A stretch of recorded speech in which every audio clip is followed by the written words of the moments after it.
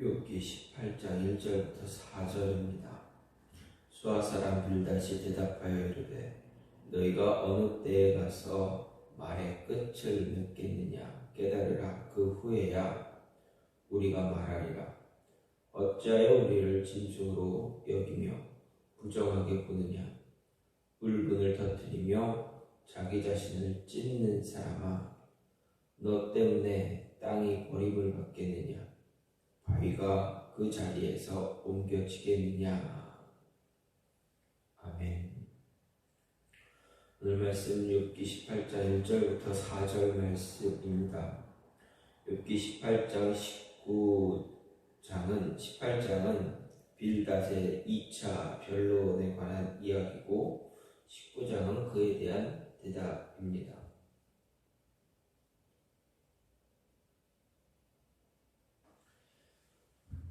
오늘 말씀은 빌닷의 2차 변론으로서 자신들의 조언을 거부하는 욥을 향해 감정적인 비판을 쏟아내고 있는 것을 볼 수가 있습니다. 그런데 오늘 말씀을 보게 되면 빌닷은 욥이 자기를 변호하기 위해 헛된 말을 계속 지어내고 있다, 이렇게 비난하고 있습니다. 또 그는 욥이 자신들의 선의 조언을 묵살하고 경멸하며 친구들을 짐승과 더러운 자로 취급하고 있다고 또한 역시 비난합니다. 그리고 계속해서 욥이 16장 9절에서 하나님께서 자신을 찢는다라고 말한 것을 반박하면서 그의 삶을 찢는 것은 하나님이 아니라 욥 자신이다라고 질타합니다. 우리는 이런 빌닷의 변론을 보면서 그가 욥에 대해서 감정적으로 매우 격양되어 있다라는 것을 볼 수 있습니다. 즉 적어도 1차 변론에서만 해도 논리적인 변론으로 욥의 고난의 원인이 그의 죄에 있다는 것을 지적했고 그로 하여금 회개하도록 요구했지만 빌닷은 욥의 고난이 욥이 자신들의 조언을 무시하고 비난하자 감정이 섞여서 격양돼서 감정에 복받쳐서 마치 싸움닭같이 극단적인 감정 표현을 하기에 시작했습니다. 특별히 여기서 빌닷은 욥에 대해서 너희라는 2인칭 복수를 사용하고 있는데 이것은 그러니까 욥을 보편적인 악인의 범주에 포함시키고 있다는 것을 나타내고 있습니다. 즉 결국 빌닷이 자기 감정을 못 이겨 욥을 친구가 아닌 악인 중에 하나로 이제 취급하고 있는 것입니다. 이런 오늘 말씀을 보면서 생각해 볼 수 있는 것은 먼저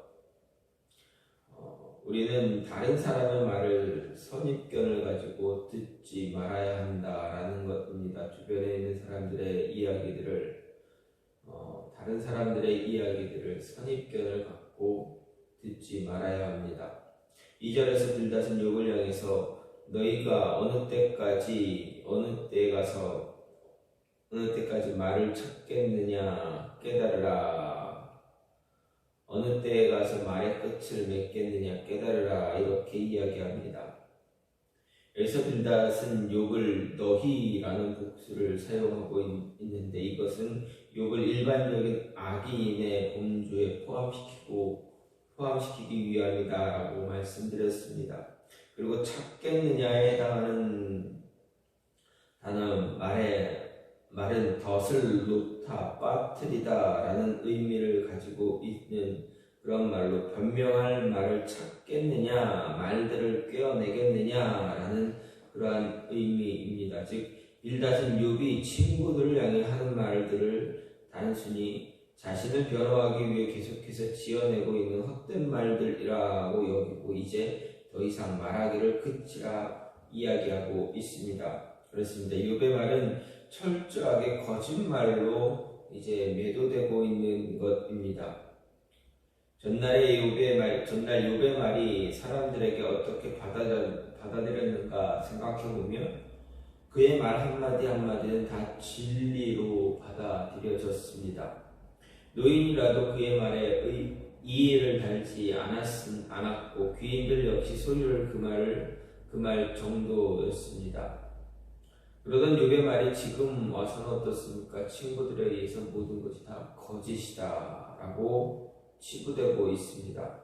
그러면 전날 그처럼 진리로 여겨진 욥의 말이 지금에 와서 욥의 친구들로부터 허망한 것으로 여겨진 까닭은 무엇일까 생각해 볼 때 가장 큰 이유는 무엇보다도 그들의 인과응보에 관한 사고, 생각에 의해서 욥의 고난이 그의 죄를 증거하고 있다라고 하기 때문에 그렇습니다. 욥은 자기가 죄 때문에 고난당하고 있는 것이 아니다라고 주장했던 이 모습 때문에 그들은 그렇게 이야기합니다. 하지만 이것만이 전부라 보기는 어렵습니다. 아마도 그들은 재앙을 당해서 모든 것을 잃고 육체의 질병마저도 비천한 대로 전락한 욥의 모습에서 도저히 말의 권위를 찾을 수 없었다라는 것을 볼 수가 있습니다. 말하자면 그들은 욥에 대한 선입견으로 욥의 말을 신뢰하지 못하고 결국 그 말에 귀를 기울이지 않고 있다 할 수 있습니다. 이것이 사실이라면 정말 잘못된 것입니다. 사람의 외모나 그에 대한 선입견을 가지고 그의 말의 진정성을 판단하고 권위를 부여한다는 것은 그야말로 자신의 어리석음을 드러내는 그러한 일입니다. 우리는 비록 어린아이라도 비천하고 천한 사람이라도 그들의 말을 진심으로 귀 기울일 수 있고 그들의 말을 존중해 줄 수 있는 마음을 가져야 합니다. 세상 사람들은 자기보다 조금만 못한다고 생각해도 그들을 철저히 무시하고 경멸적인 태도를 보이기 일쑤입니다. 즉 어린아이의 말이나 세상에서 별 볼 일 없다 여겨지는 사람들, 너무 나이가 들어서 세상에 대한 감각이 떨어진다 생각하는 사람들에 대해서 귀를 닫고 그들의 말들을 매우 우습게 생각하는 것입니다. 전도서 9장을 보면 이와 비슷한 이야기가 있습니다. 어떤 작고 인구가 많지 않은 성읍에 큰 임금이 와서 그곳을 에워싸고 큰 흉벽을 쌓고 그 성을 공격하려 했습니다. 그때 그 성읍은 한 가난한 지혜자가 살고 있었는데 그 지혜로 성을 위기로부터 건져낼 수 있었습니다. 그럼에도 누구도 이 가난한 사람을 기억하는 사람이 없었습니다. 왜냐하면 그가 가난하고 보잘것없는 사람이라는 이유로 그의 지혜가 멸시받고 그 사람의 말에 더 이상 귀 기울이는 자가 없었기 때문입니다. 우리의 모습이 이와 같다라는 것을 생각해 볼 수 있습니다. 우리는 사람의 말 자체에 귀를 기울이기보다 그 사람의 배경, 그 사람의 학벌, 권세, 힘을 더 의식하고 그것에 따라 우리의 귀를 기울일 때가 더 많다라는 것입니다. 교회에서도 이런 일들이 참 많이 일어납니다. 그래서 야고보는 이렇게 이야기했습니다. 교회의 잘못된 모습을 이렇게 책망합니다. 따라서 우리는 세상 사람들이 가지고 있는 편협되고 잘못된 선입견을 버리고 그 사람이 누구라도 그들의 말에 진심으로 경청하면서 사람의 말을 진심으로 경청하면서 존중할 수 있는 그러한 모습 가져야 한다. 그럴 때 우리는 세상이 가질 수 없는 놀라운 지혜와 사랑 그리고 긍휼을 소유할 수 있는 자 되고 하나님으로부터 인정을 받는 그러한 그리스도인들 될 수가 있다라는 것입니다. 사람의 말을 들을 때 선입견을 갖고 듣는 그런 어리석은 자의 모습이 되지 않기를 간절히 소망합니다. 또 한 가지는 분노는 자기 스스로를 찢는 그런 행위가 된다라는 것입니다. 4절 말씀을 보면 빌닷은 욥에 대해서 분하여 스스로 찢는 자, 울분을 터뜨리며 자기 자신을 찢는 사람아 이렇게 이야기하고 있습니다. 빌닷의 이 말은 욥이 하나님을 향해서 불평한 말과 관련이 있습니다. 16장 9절에서 자기에게 임한 고난으로 인해 분노하는 가운데 하나님께서 진노해서 자기를 마치 맹수와 같이 달려들어 찢는다 불평했습니다. 빌닷은 바로 이러한 욥의 말을 인용하면서 그가 하나님의 징계를 당했고 마땅히 회개해야 함에도 불구하고 도리어 분노하며 하나님을 향해 원망하고 불평함으로써 스스로 자기 몸을 찢는 어리석은 행위를 하고 있다고 비난하고 있습니다. 이런 빌닷의 비난은 그가 욥의 고난의 원인을 잘못 이해한 상태에서 한 말이라는 점에서 욥에게 적용하기에 합당하다 보기 어렵습니다. 하지만 우리가 여기서 알아야 할 것은 분노는 어떤 경우에도 옳지 않다라는 이야기입니다. 우리가 알 수 없는 극심한 고난을 당하고 친구들로부터 억울한 모함을 받는 욥의 입장을 이해할 수 없는 것은 아닙니다. 인간이라면 누구라도 욥의 입장에 처하게 되면 분노하고 원망과 불평의 말을 쏟아낼 수 있습니다. 하지만 아무리 심정적으로 마음적으로 인정되는 일이라 할지라도 분노와 그로 인한 원망이나 불평은 옳지 않은 것입니다. 사실 욥의 분노는 궁극적으로 보면 하나님의 주권을 인정하지 못하는 데서 비롯된 것이다 할 수 있습니다. 하나님께서 자신이 지으신 피조물에 대해서 임의로 할 수 있다는 하나님의 주권을 인정하지 못하게 자기의 알 수 없는 고난으로 인해서 분노하고 원망하고 불평했던 것입니다. 따라서 이런 분노는 원칙대로 하면 하나님의 심판을 피할 수 없습니다. 그러한 점에서 욥의 분노는 스스로를 찢는 행위였다 할 수 있습니다. 그런데 분노는 꼭 이렇게 하나님의 섭리를 이해하지 못하고 또 하나님의 주권을 인정하지 못한 데서 비롯된 것이 아니더라도 사실 자기를 찢는 그러한 일이나 다름이 없습니다. 왜냐하면 분노는 언제든지 분노하는 사람에게 유익을 주는 대신에 해를 가져다 주기 때문에 그렇습니다. 10편 37편 8절을 보면 분노는 행악에 치우치게 할 뿐이라 이야기합니다. 행악에 치우친다는 것은 무엇입니까? 곧 하나님의 말씀에 하나님의 심판에 이르게 됨을 의미합니다. 그리고 분노는 우리에게 하등의 유익도 없고 해만 끼치는 것이다 할 수가 있습니다.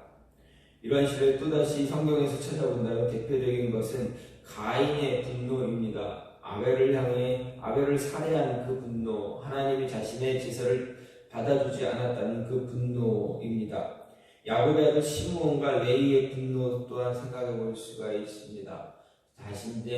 자기들의 여동생 디나를 강간했던, 범했던 세겜의 아들, 그를 향한 분노로 인해서 어떻게 합니까?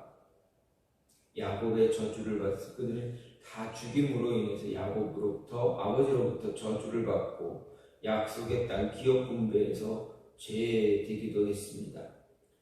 또 모세도 그렇습니다. 분노함으로 인해서 가나안에 들어가지 못했습니다. 하나님의 말씀은 바위를 명하라고 했는데 그 분노 때문에 바위를 치는, 그래서 하나님의 영광을 가로막는 그러한 모습을 갖게 됩니다. 유대인들이 분노해서 메시아 예수 그리스도를 십자가에 못 박아 죽였습니다. 나라를 잃고 복음의 주도권을 이방인들에게 빼앗기게 되어버렸습니다. 이런 까닭에 성경은 분노하는 것을 금하고 있다라는 것입니다. 따라서 우리는 스스로 자기 스스로 찢게 하는 이런 분노의 모습 잘 깨닫고 조심할 필요가 있다. 그래서 억울한 상황 만난다 할지라도 분노하지 말라라는 것입니다.